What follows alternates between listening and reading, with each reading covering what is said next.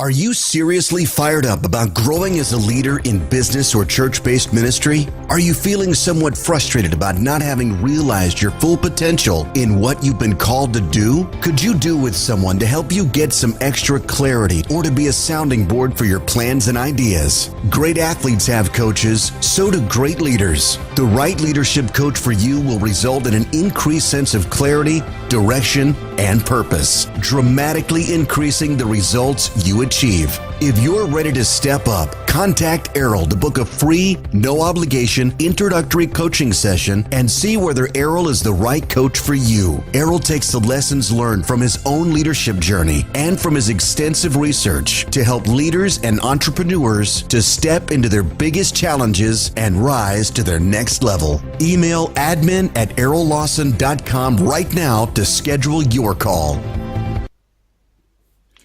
Hello and welcome again to the Rising Generation Leadership Podcast with me, Errol Lawson, and our special guest today is Tom Ziglar. Tom is the CEO of Ziglar. Yep, you better believe it. He's been working here for nearly 50 years, his whole life practically, and his dad, of course, the mighty Zig Ziglar, who we all know, made sure he learned the business from the front door to the back.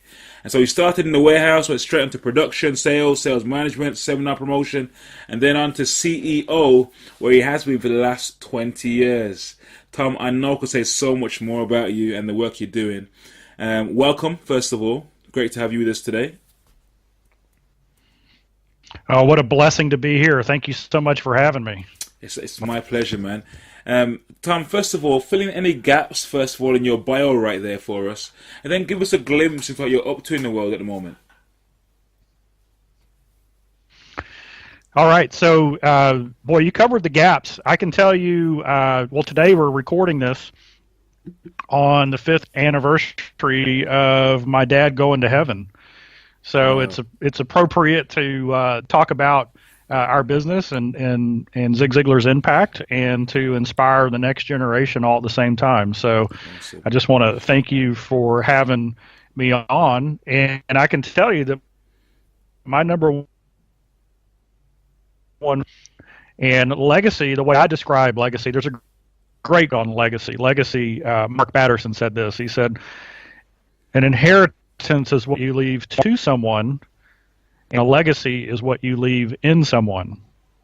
Mm-hmm. And legacy, my definition, is when you teach and transfer the wisdom, the principles, and the values into someone you love. And for me, love is everyone, right? I walk outside, I meet somebody, they're family. No matter where I go in the world, they're family because we have the same Heavenly Father. Mm-hmm. And so legacy is when you teach and transfer the principles, the values, the wisdom into someone you love so that they can make good decisions that will ripple through eternity. That's great. So what I'm engaged in is equipping, encouraging, and empowering other people to go out and teach the timeless truths that my father, Zig Ziglar, and our company has been doing for close to 50 years now. I wish we were bigger. I wish we could reach everybody in the world, but the bottom line is we need help. So now we have over 250 certified trainers around the world in 17 different countries. So that's what I'm up to. That's what's keeping me busy. Brilliant. Well, tell us a bit about where it started for you. We know that you've been involved in the business with your dad for a long time. How did that transition happen for you?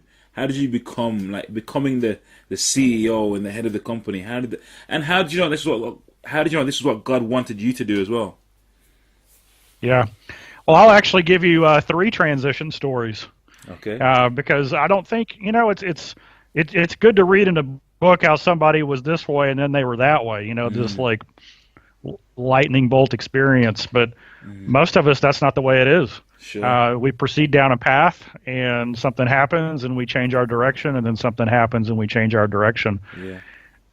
When I came to work at the company, my goal was to be a professional PGA Tour golfer. That was my goal. Okay. I was playing and traveling, and Hank Haney was my instructor.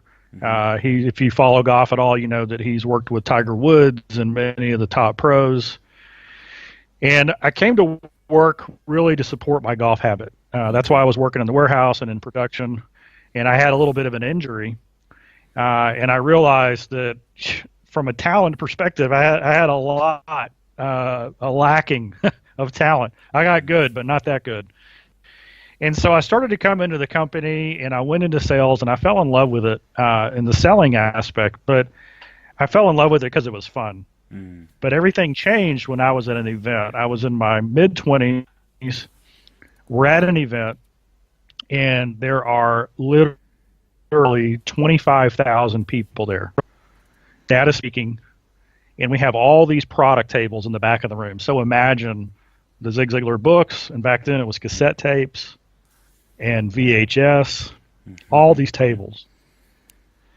And what they did is Dad was the surprise speaker. Okay. So this group was an Amway group, and so they had 25,000 people leave the arena for 3 hours. We come in and we set up, and then at 7 o'clock, the whole group comes back in. We had our product table set up, and we had tablecloths over our product so that nobody could see we were there. Right. Well, the first guy that runs in, he looks over, and one of the tablecloths was sideways, and he looks at me and he says, "Zig Ziglar's going to be here."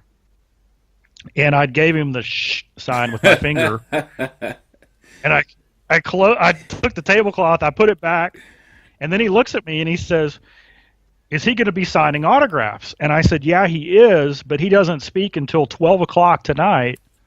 Nobody knows he's here, so you don't have, you can come later." And he said, "Well, where's the line going to be?" And I pointed down to the end of the table. I said, "He's going to be signing right down there." He says, "Well, I'm going to go get in line now." Wow. Okay, so there's 25,000 people. This guy's in a line that nobody knows exists. Wow. So after an hour, I figured he would give up. So after an hour, I go down to him, and I say, "Okay, what's your story?" So as I talked to him, I realized that he was from Central America. He had immigrated to the United States. He had a broken accent. And here's the story. He said, "I came to find a better life, and I moved in with my brother. And after about a month, I realized that I was going to have to learn to speak English if I was going to be successful in the United States. And so I asked my brother, 'What do you recommend?' And he said, my brother gave me the book, See at the Top, and he said, translate this book into Spanish from English, and in the process, you will learn English. And that's what you need to do." And this guy with tears in his eyes told me that not only did it learn English, but it changed his life. He was on the verge of divorce. He reconciled with his wife. His whole life was changed because of that book. And that was the first transformational moment. That's when I realized, that's when I realized that we weren't in the book and tape business. We were in the life-changing business. Because everything that we do, everything that we teach, it's all based on God's principles. But our audience is the same place, right? So we go into big companies and governments, and we travel across the globe, and we get to present these foundational principles. And in it is the truth. And so when people start applying the truth to their life, they ask the follow-up question. Okay, there's all this truth. Who's the author of truth? And it kind of puts them on their quest. So that's when I realized, wait a second, this is the business we're in. Right. Now, here's the neat thing. If you're listening, it doesn't matter what business you're in. You can dig ditches, you can sell software, you can work at a restaurant, you can own your own business. When you realize that the real business you're in is in the life-changing business, that changes the way you treat the people on your team, your coworkers, your customers, your prospects. And then that is the catalyst for you going to the next level. Wow. And no matter what you do. So That was my first transformation. Massive, massive. You said you have three, so I want to hear them now. Yeah. So the second one, so I'm coming through the business. I work my way up. I'm enjoying it. I make the mistakes like any young person makes in business. And then about 8 years ago, people started saying, "Tom, you should go and speak." And I'm like, no, we got the best speakers in the world. Why would I go and speak? And more people said I should do it. And so I went out and gave a talk, and I really liked it. But I was still like torn up and nervous and afraid. And was your dad around then? He was around, yeah. Okay. He wasn't there, but he was around. Okay. And he knew I was starting to go out some. And because this was the end of his life and his health was deteriorating, so he was unable to go. And so I came back and I said, why is this bothering me so much? Why am I so concerned? And I realized that I'd made a really bad self-judgment. And this is what I'd done. I had told myself that I was Zig Ziglar's son, and therefore, when I spoke, people would want me to be like Zig Ziglar. That is just massive. Like, I don't know. How did you deal with that, man? Because if you imagine people listening right now dealing with that day to day, comparing themselves to their guru or their role model, their mentor, let alone having to deal with your dad being Zig Ziglar, right? How'd you deal with that? Yeah. So here's what I realized is that that was wrong. Nobody in the room expected me to be Zig Ziglar. What they expected me to be was the best version of myself possible. And the interesting thing is, his dad had never told me or my sisters, "Hey, I want you to be a speaker. I want you to be a salesperson. I want you to be whatever." None of that. He'd always said just two things: whatever you decide to do it with 100% integrity and 100% effort. So Dad had basically created the whole world for me to go after. And I had boxed myself in, well, if I'm going to speak, I have to be like Dad. And then I realized that I had literally heard Dad tell at least 1,000 other people, if your goal is to be the next Zig Ziglar, that is the absolute worst goal you can have. What you need to do is be the best you can be. Because communication, leadership, influence is about authenticity, transparency, and integrity. If you are trying to be something you're not, people will see right through it. And I can tell you that the younger someone is today, the quicker they see through it. Because social media has taught us how to see the posers, right? We see them all the time. So that was the second kind of transformation, is when I realized, wait a second, God created me to be who I am. Wow, so that was the second. It's great. And the third one? So the third one I'm in the middle of right now. Okay. And this one is love pretty cool. Transformation and transition stories, by the way. They speak so much to us. It's brilliant. Yeah, go for it, man. Yeah, so the third one I'm in the middle of right now, and I'm processing, and I'm an internal thinker. But so I was reading this blog post by one of my friends, and the title of it was "What Matters Most." And the blog post by Fred Smith Jr. it basically said, if you want to know your purpose, your why, what matters, there are 3 points. There are 3 things that you've got to have. So for everybody who's, whatever stage of life you're in, you want to know, do I matter? Do I have a purpose? And so here are the 3 ways to know your purpose. Number 1 is know and understand the source of your talent. So, bottom line, my talent is a gift from God. And so when I recognize the gifts and talents that I have are from him, that elevates my gratitude. Mm-hmm. That allows me to be uniquely me. And that idea of knowing means that I have to have a relationship. That's good. Right? Mm-hmm. So the second piece in this article was then you develop your talent with grit. Mm. So grit's an interesting word. There's a book called Grit by Angela Duckworth. Yeah, heard of it, yeah. Fantastic book.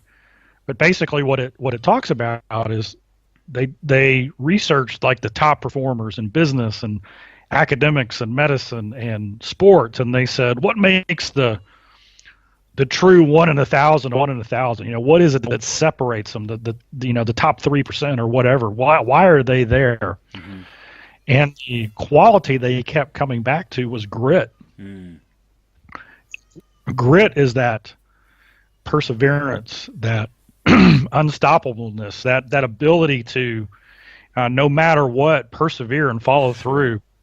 The world says don't do it or you can't do it, and they just keep going forward until all of a sudden they create something new, they innovate, they find the secret, they build their business and they scale at 10x. Mm-hmm. And so the idea is you take the responsibility of the gifts and talents that God has given you, and you commit to the grit of developing those. Mm-hmm. And then the third point is the humility to teach your talent. Mm. And so now you've put in the hours and the grit, and you're at that level of, you know, success and significance, and you're really seeing the fruit. But then you say, you know what, I can't keep this to myself. I got to share this with the world. Mm. I have to have the humility to go, and so many people, especially in bureaucracies or in old ways of thinking where, you know, there's limited resources and they don't believe in abundance. They think that knowledge equals power and control, right? They hoard everything they have and they don't share it because they want to be the hub, right? They want to be the center. But the people who go to that next level, who change the world, are the ones who figure something out and then go and teach as many people as they can the same thing. Wonderful. And it takes a certain humility to do that. And so those three things are kind of so you said you're in that space right now, you're thinking through this right now. It's a turning point right now. What are you, let's just dig into you a bit, shall we? What are you sensing for yourself? Sure. So I think a lot of us, especially when we're out trying to make our way in the world, we make a living and we do different things. We can get pretty good at a lot of different things that aren't necessarily the sweet spot of our gift or our talent. Mm-hmm. And we can just kind of fall into the treadmill, right? Well, that's good enough. Well, that's good enough because it's comfortable. It's consistent. Mm-hmm. And so that's good. Probably 50% of the world wishes they had that problem because they're in survival mode, because of the country they live in or the circumstances they're around. But there's a better choice. There's a better way, and that's to say, okay, that's good, but what are my gifts? Mm. What is it that makes me unique and sets me apart? And how can I take a leap of faith, jump out there a little bit, and just dig in and do more of that and less of the other? It's that whole idea of the greatest, the enemy of great is good. It's that same kind of concept. And so in my own life, we've just reorganized our company to where I'm doing less of the things that I was good at, mm-hmm.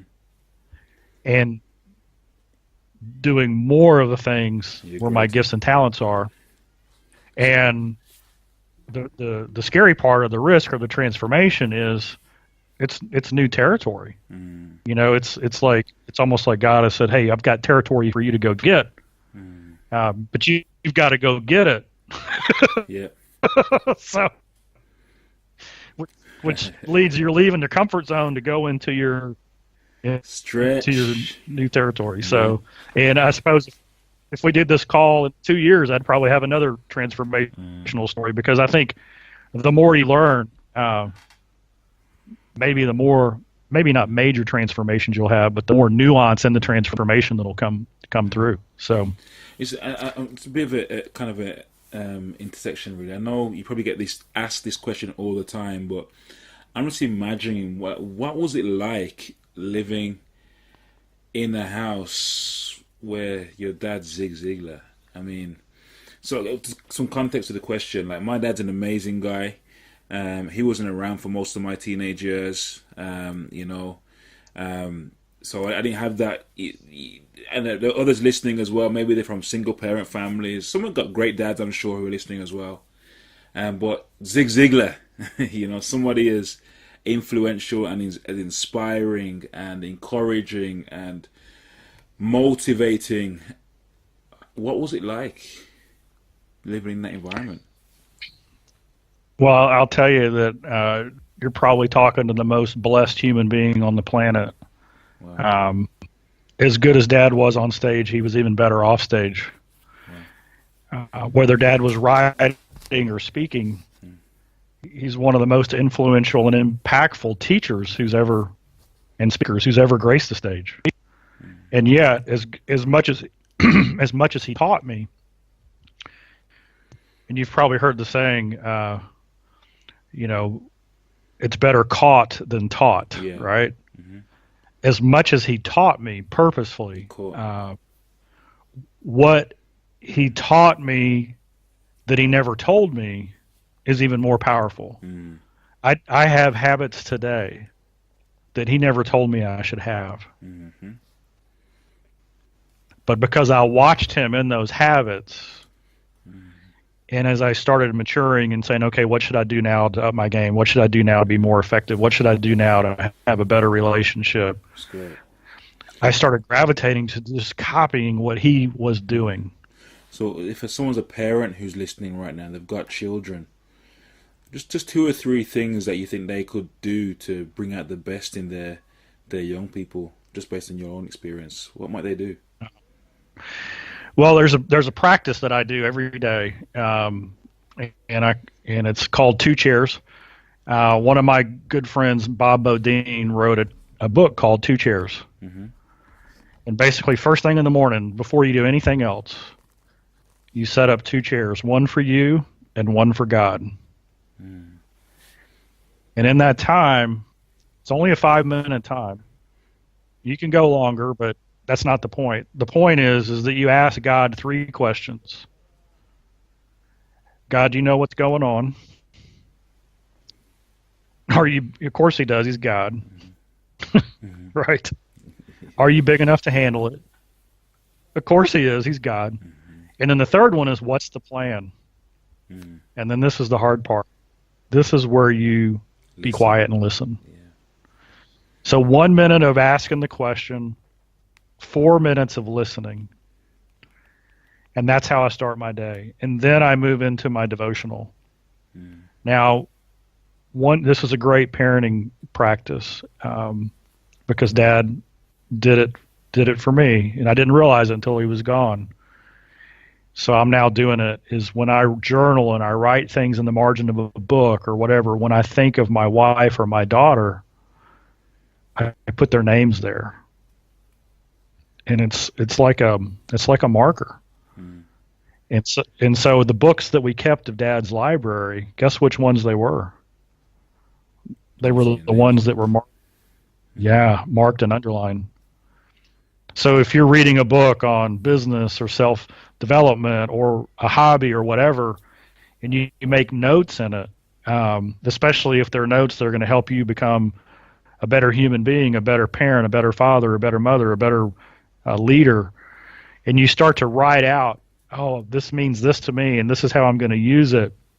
I'm going to have to tell and put your son or daughter's name in there. Mm. It's a simple thing. It's good. But it's powerful. Mm. So Dad started his way the same. That's how he started his day. He had time with the Lord, and then he studied. And his motivation for studying was real simple: to help other people. That's it. It's And if simple. if you devote your life to helping other people and you study of how you can do that better, guess what happens to you? Wow. So I'm really keen to get a picture of your lifestyle now as well, I guess. We're going to go into the quick fire round and ask you a little bit about so your routine. John Maxwell said that the secrets of your success are hidden in your daily routine. Typically speaking, what do the first 90 minutes of your day look like? Well, I just described about the first 30. Yeah. Okay, so I do my 2 chairs, I do my devotional. This year, one of my goals was to study Hebrew. So I would either not to speak or to read it, but to understand what the words really mean. Okay. So many mornings I spend time looking at that, and then I will do my goal setting. So I'll plan my goals, and I review my goals. And in our performance planner, which we have, I will then write down. Now, goal setting is different than keeping a calendar, so just keep that in mind. But in my goal setting planner, there's a little calendar section, and so any meetings that I have or any presentations I'm going to give, I'll write it in, and I'll do what I call a mental model. And a mental model is, let's say for today, we were having this call. I might envision us having this conversation, and then I envision how I think it's going to go. And then and I only do that for 60 seconds. So it's not a long time. Sure. But I kind of envision, okay, what would I like to say? What would be the fruit of this? What questions could you ask? Who's the listener going to be, right? And so I do that for all of my important things for the day. And then when the event happens, even if it goes on a totally different track, the brain and the way it works in the subconscious mind is you are far better able to handle whatever comes up than if you did nothing. Sure. You've opened it up, yeah. It's a real powerful. Sure. So I do that, and then the next thing is the one thing. And so every day I try and pick one thing, the most important thing, that if I get that done, everything else is better. So 45 minutes of the morning is the 2 chairs, the devotional, the study, the reading, and something I'm interested in, the goal setting and planning, the mental model. That takes about 45 minutes. And then the next 45 minutes, or sometimes longer, is the one most important thing.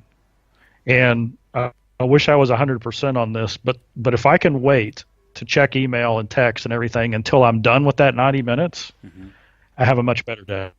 Okay, I know the feeling. Have there been any other key habits that have contributed towards your success? There is a concept that I teach on, and it's called. I had a question at an event one time, and this person said, "Tom, what's the fastest way to success?" And I'd never heard that question before. It was always, what are the 3 keys to success, or how can someone be more successful, or what do successful people do? But this guy's, he boiled it down. What's the fastest way? And so I was kind of had that stunned look for a second, and then I just blurted out, the fastest way to success is to replace bad habits with good habits. And then we moved on.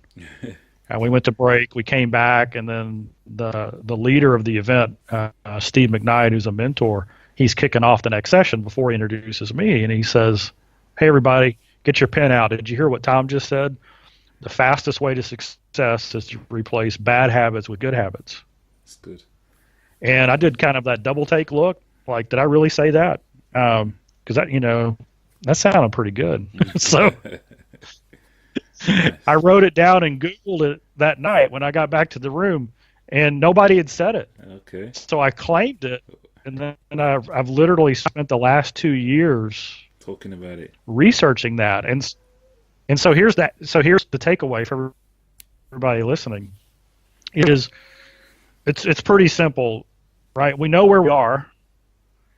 And if we don't, we should take an inventory. And then we know where we want to go, right? We have a dream, a why, or a goal. Mm-hmm.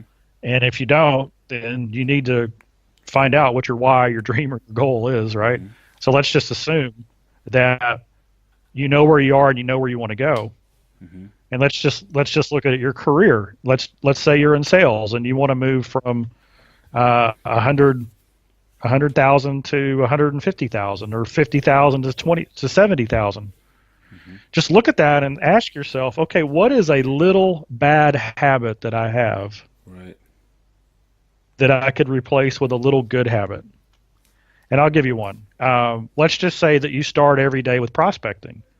But the challenge is that you don't plan in advance. You just get to work at 8:30 and fires are lit and there's, voicemails coming in and everything else. So it's 10 or 11 before you actually get to prospecting. And yet prospecting is the thing that you need to do well in order to hit your goal, in order to grow. You've got to have new prospects in the funnel. Mm-hmm. That's a bad habit. You're letting the day control you instead of you controlling the day. Right. And so all you do is just change one little thing is, 30 minutes before you leave or 15 minutes, because it doesn't take that long. Mm-hmm. You get out your prospecting list and you say, here are the 20 calls I'm going to make the minute I walk in, and then I will do the next thing after that. Mm-hmm. You actually have more productivity, more time, Mm-hmm. more clarity, everything, but all you did was change a little bad habit into a little good habit. Excellent. Great question for all of us. We know where we're at, we know where we're going. What is that habit that we can change in order to get to where it is we want to get to? What is it? And we all know what it is, I reckon, if we ask ourselves the question. What's your biggest weakness as a leader, Tom? As a leader, okay, here's my problem. A lot of people call me the Sphinx, meaning that my expression never changes. Okay. I could have just hit a hole in one, mm-hmm. or lost a big sale in my.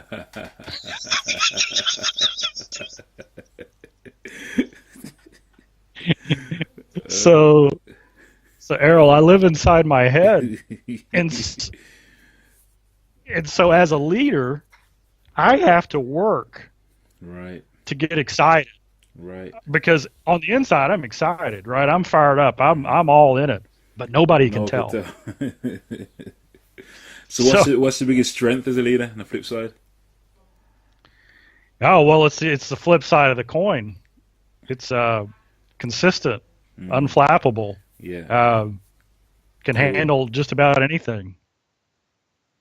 Right? So, I just persistent consistency going on. So, but here's the thing, as a leader, it's I'll just use this example. In Dad's career, he spoke to high school kids, and he spoke to engineers, and he spoke to sales professionals, and he spoke to CEOs. And every one of those audience, they all have their own personality, right? Engineers are very dry. High school kids are very distracted. CEOs are bottom line and, future thinking. What can we do to make things better? I never heard Dad complain once about the audience. The only question he ever asked himself was, what can I do to communicate better to this group? In other words, the leader's burden isn't to get the group to change the leader. The leader's responsibility is to change their style of communication to the group. So, right. Now, a great leader, especially in your own organization, is you lead that way and you teach that way, and then you teach everybody in your organization how to speak to the others in the organization the way the other likes to be heard, mm-hmm. or spoken to, right? And now you've got everybody serving the other. Yep. And that's the perfect way. And who have been your top 3 most significant mentors? Oh, wow. I've got a lot. Give me 3. Just top 3. Well, of course, Dad Yeah. um, One. is there. I've got a really good friend named Bruce Barber. Okay. Bruce, number two. We're very close, and I'm going to give you a tie for number three because I can't limit it to three. Okay. Uh, Bob Bodine, who wrote the book Two Chairs and the Power of Who, were good friends. Mm-hmm. And then another gentleman named Rabbi Daniel Lappin. Hey, we had Rabbi Lappin on our podcast not long ago. Okay, let me Yes. dig a bit deeper into those three then, right? So, best single piece of advice from each of those three. We've had something about Two Chairs already. So from Yep, Bob, that's Dad, Bob. and Rabbi Lapin, what's the best piece of advice they've each given you? So Rabbi Lappin, there's so many, but I'll narrow it down to this. He says, when we solve a problem for someone, we're often rewarded with a certificate of appreciation. Mm-hmm. We call that money. Yep. The more problems we solve, the more certificates of appreciation we get. And then here's the tie down I love. God is never happier with his children than when they're solving the problems of his other children. Yeah, beautiful. So Hallelujah. that's Rabbi. Yeah. And Bob? What was the other one? Bob Bodine? Oh, Bob Bodine. It's Two Chairs. Okay. And It's start the day with God. And I'll give you my own story. So the first 3 weeks I'm doing the Two Chairs, me and God. I got the same message from God every day for the first 3 weeks. Mm-hmm. He said, "You're sitting in my chair."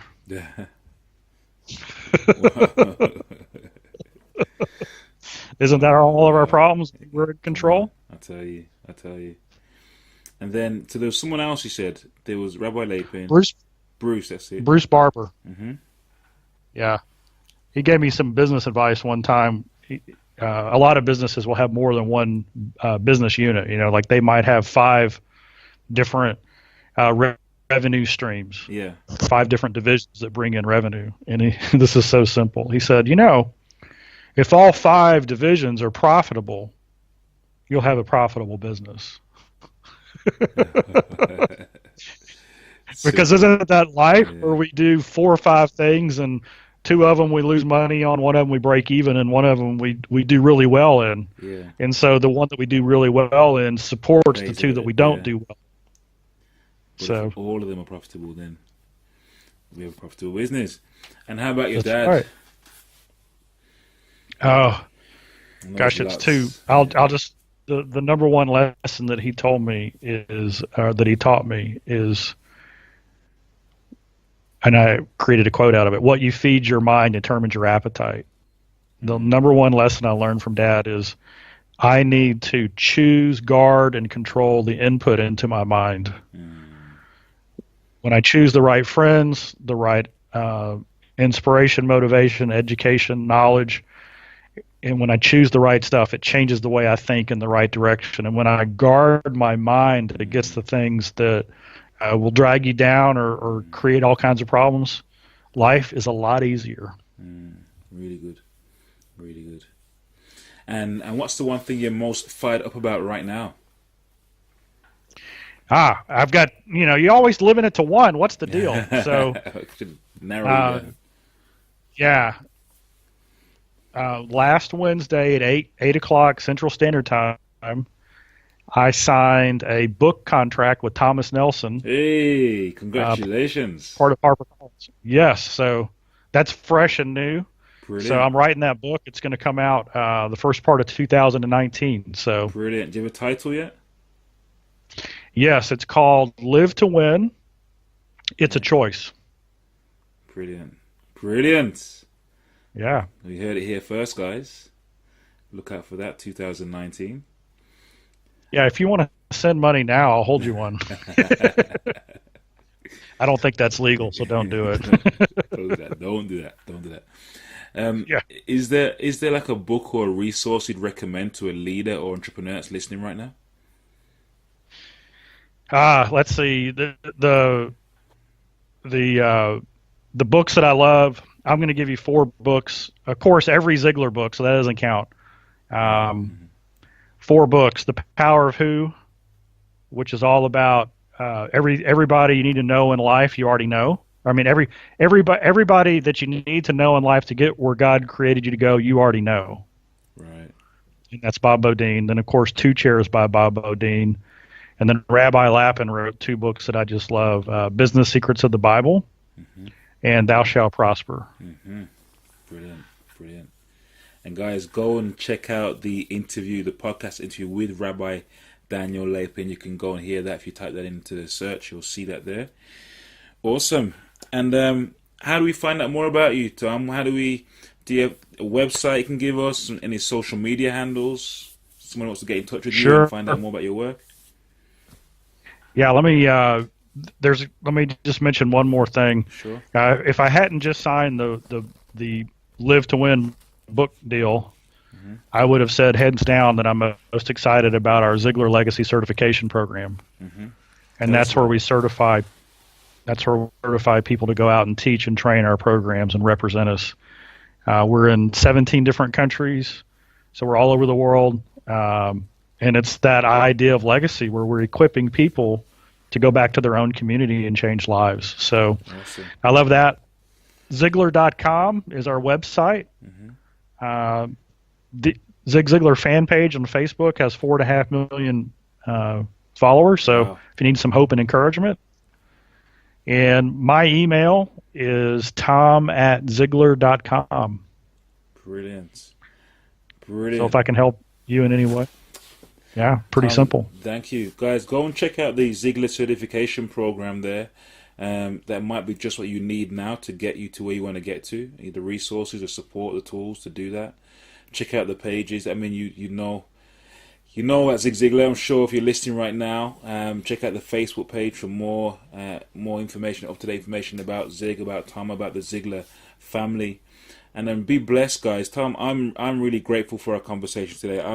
Just a fascinating discussion to hear some of your journey, some of the turning points in your journey to where you are now, and just really, really, really great, really inspiring. Thank you so much for your time today, brother. Thank you. Blessings. Thank you again for joining us today on the Rising Generation Leadership Podcast. I pray you've been inspired, you've been lifted, you've been encouraged to take your personal leadership to the next level.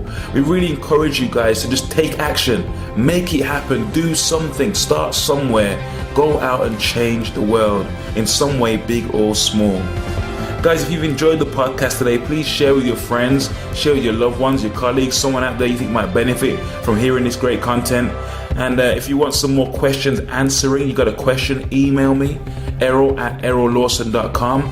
Or if you want a free 30 to 45 minute coaching session with myself around the leadership challenge or issue you're working on in your business, your church, or in your organization, please feel free to email me right away. We'll get you booked in. It's Errol@errollawson.com. Thank you again for listening. Go to our iTunes page, check it out, check out the previous episodes, give us a nice review, that would be awesome. Really appreciate if you could do that for us. We really appreciate you just for being here and listening. Thank you so much. God bless you, and we'll see you on the next episode of The Rising Generation.